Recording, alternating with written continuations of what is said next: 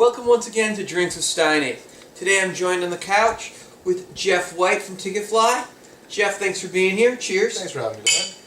We'll have an informal discussion about, today focusing on the ticketing world and TicketFly and what assets your company can bring to the table to help people's bands and venues and theaters and clubs to help bring people together and find the music they should be listening to.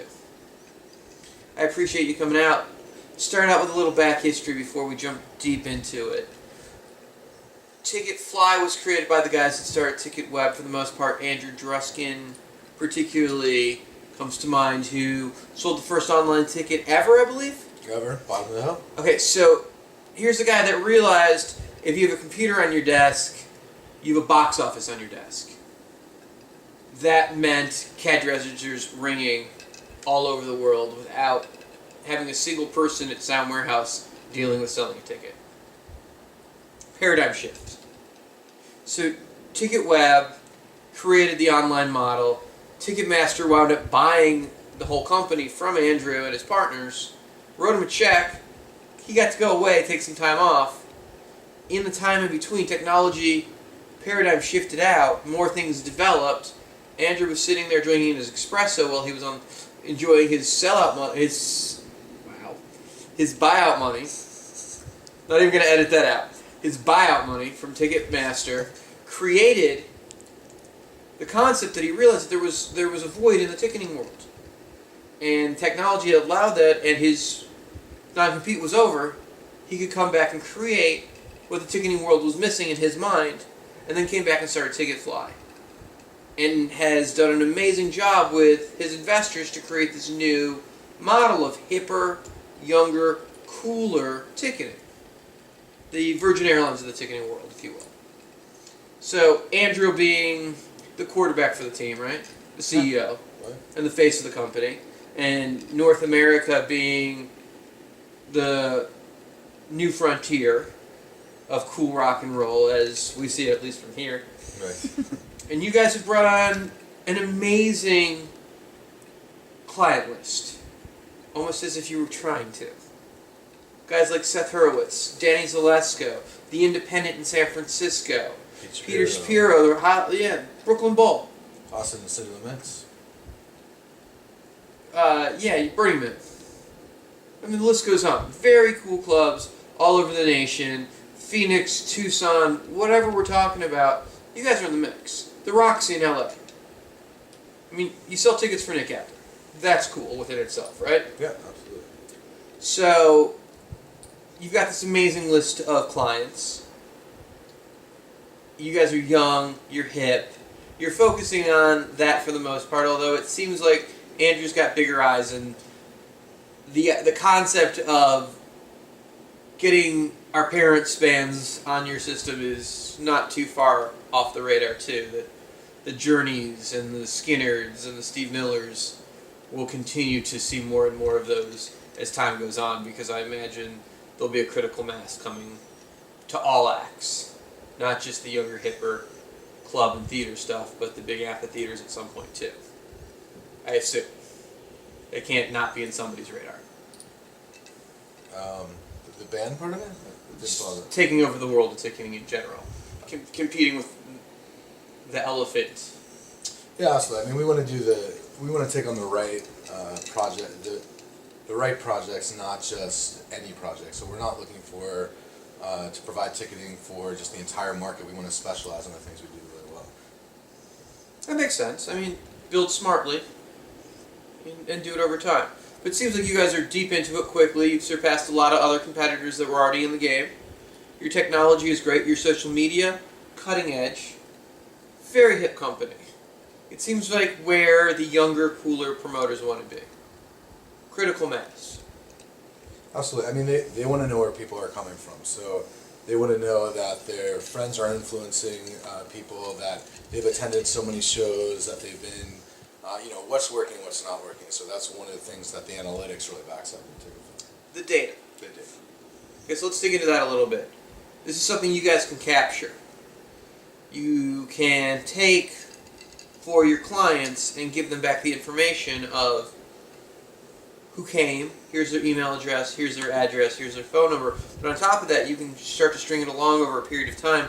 Who's buying the most tickets? Who's coming to the most shows? You can tell them if they want. Which friends are influencing which friends? Right. So, per se, if somebody buys 17 tickets over the course of 3 years at the Independent, you could show them that. Absolutely, yeah. That's fascinating data, and you guys have figured out how to do that. Alex White is standing up right now applauding you somewhere. Yeah. And now that Next Big Book's out, maybe he'll do Next Big Ticket. Next Big Ticket coming to an Alex White near you. You guys related? We are not. You should own a piece of that. I'd claim I was his brother if I had the same last name. Smart guy, Alex White. Different interview. We'll talk about Alex another time. We're going to stick with Jeff right now. We're going to stay with ticketing. Let's jump off the data and analytics for a moment and talk about, I'm a manager.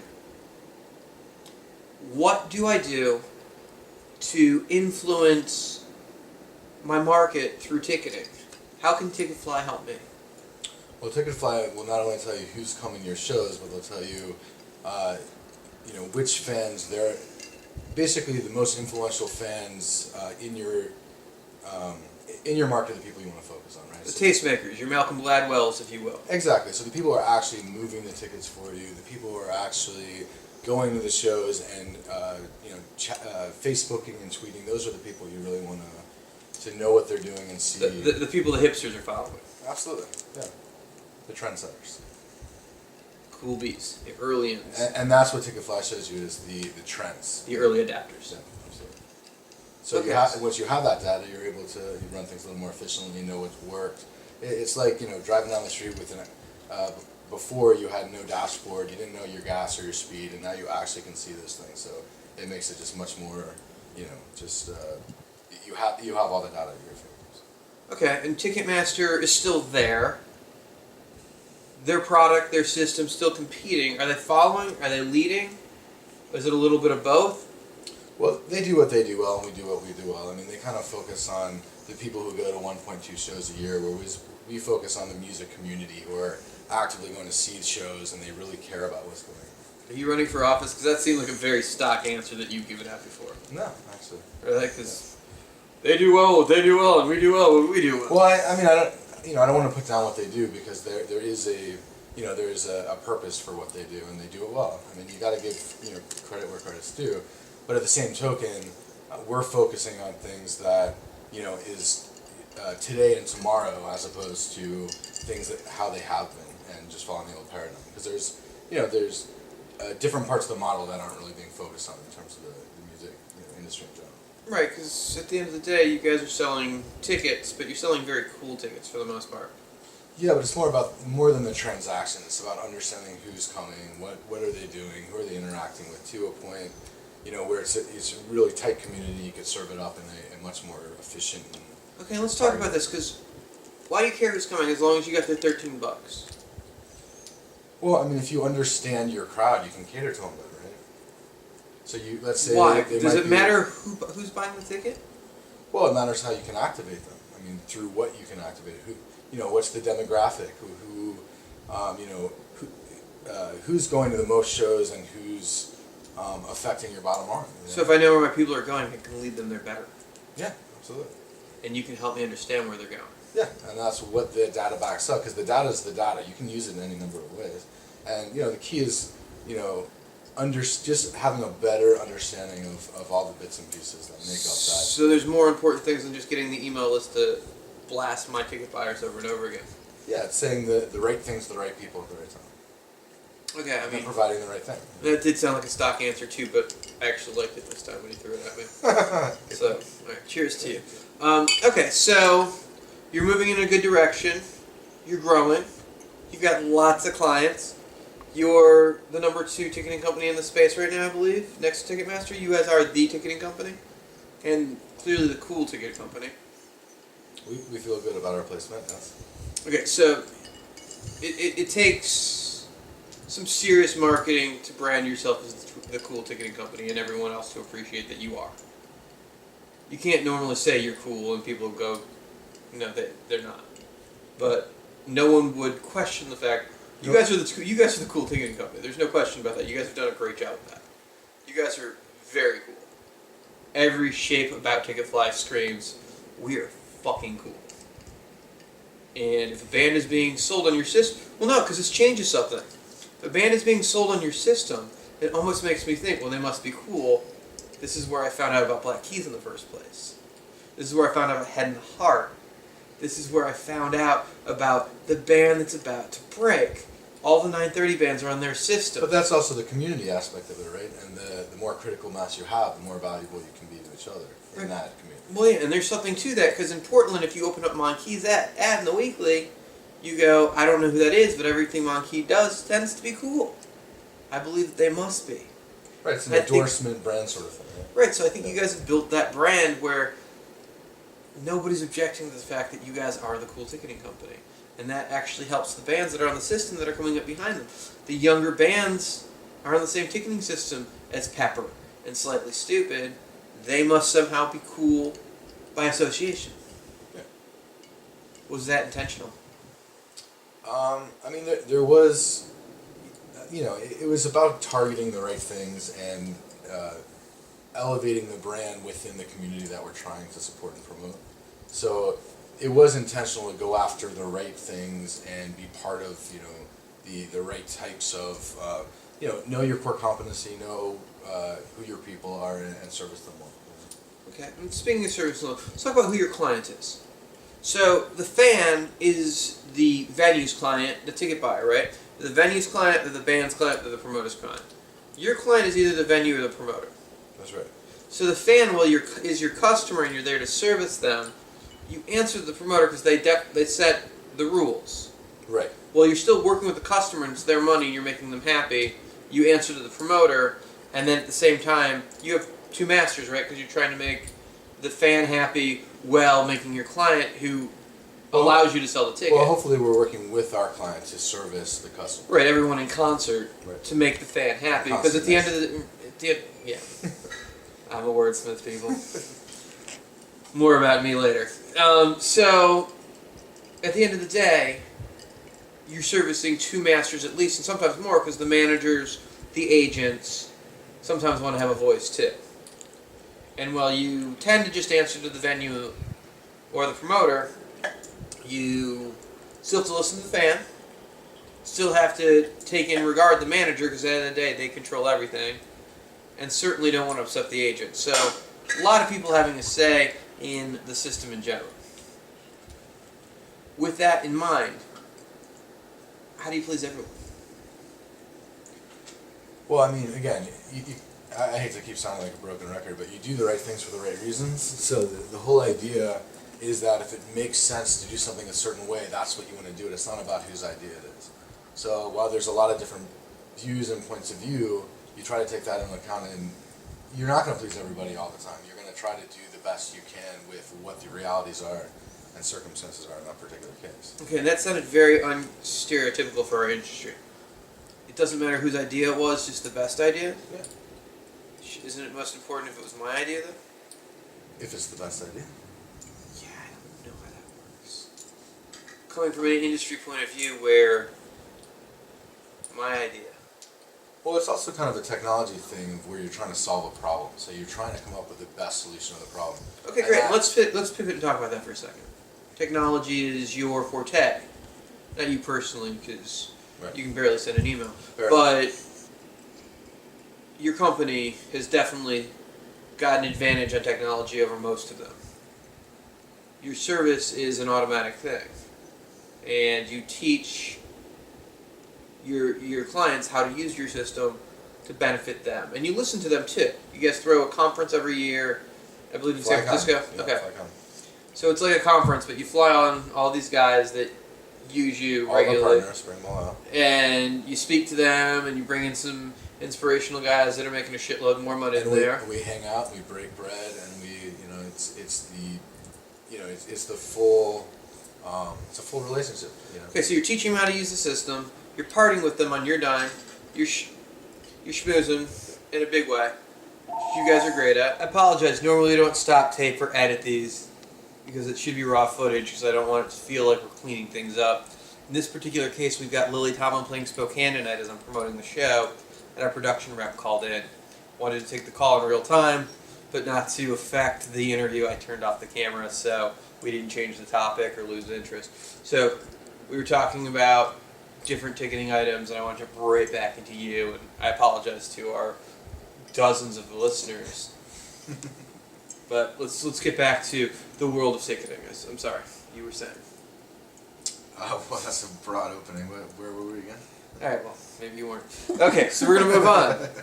So you've got the ability to help many people, many different clients, artists, managers, promoters, venues, with your analytics, with your technology. What, in your mind, is the one thing you guys do with as TicketFly that's different or better than some of the other competitors out there? I mean, a couple things. I mean, we make it easier to actually build the show. So with our content management system and whatnot, you can build a show much quicker, so that reduces time. We're very integrated, so you can do many different things without doing them multiple times, so you don't have redundancy. And in addition, and really, quite frankly, the marketing and analytics. I mean, that's really the main thing that TicketFly does better than anyone else: the marketing and the analytics. Okay, so you agree you're better than everyone else? I would say that we do things. We strive to be the best. So Look, I don't want to put down your competitors. Some of them have good systems. Some of them have great systems. In the case of Ticketmaster, their system's very good. Like, as far as they're the Verizon of the ticketing world. Their technology is great. It's high end. It works well. In most cases. It's expensive though. There are some other ticketing companies that are also very good. Tickets.com has a very solid system and very good platform. For those of you that have children, you'll appreciate the fact that my daughter just spilled water all over an end table. Caused us to take a break. But hey, we're back, and we were talking about some of your competitors. We were talking about how Tickets.com has a great system. Ticketmaster has a great system. Good technology. They spend a lot of money. They have a good product. Some of the other ticketing companies out there have also decent systems. Some of them have just terrible systems. Reading an audit for some of these companies, you would need a degree in aeroscience. It just makes no sense. It's like there's something over there, okay, that number over there resembles something, and I think if you have a derivative of that, you might somehow figure out what ticket sales were on the on sale 3 years ago. None of it makes sense to me. A good audit, a system that never goes down, client service, a call center, a venue ticketing audit, and a manager that can read and explain how the whole thing works at the venue, and somebody at support 24/7 is really what we're looking for at the end of the day as a client. You guys seem to have a great system for that. Your call center's there all the time, right? Something goes wrong, you can walk at support. Well, I mean, we both have a customer support and client support. So right, but it's always there, right? It's like, if I have a problem at midnight, something's wrong, somebody says they have a ticket, I don't see them on will call list, there's someone I can call. Yeah. You guys can find out, because we want to make sure, first and foremost, if somebody paid that convenience fee and bought a ticket, that one way or another, if they're supposed to be inside, we get them inside. Particularly on a night where it's a sold-out show and everybody says they have a ticket, and we want to make sure anyone that actually did spend the time and the money to buy a ticket in advance gets in. Because glitches happen. Yeah. But I want to make sure anyone that's a loyal customer that bought a ticket, if they did, we get them in. Because we screw them once, they're never coming back again. Sure.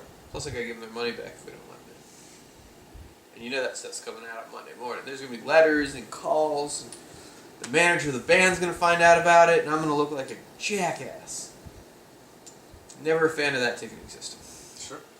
So, at the end of the day, we're looking for not only technology, but the support to make sure when the technology goes wrong, because it does. Shit happens. It's usually human error, but still, shit happens.